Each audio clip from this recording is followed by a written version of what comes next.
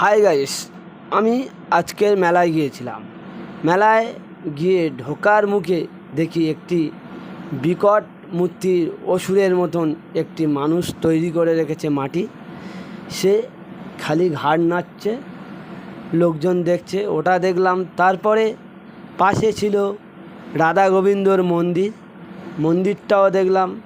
তারপরে লোকজনের ভিড় মেলাতে, খুব প্রচুর দোকানপাট বসেছে, নানা রকমের খাবার, নানা রকমের বাচ্চাদের খেলনা ও মাটির জিনিস, যেমন ভাণ্ডার, ঠাকুর, মাছ, এগুলো মাটির তৈরি করা।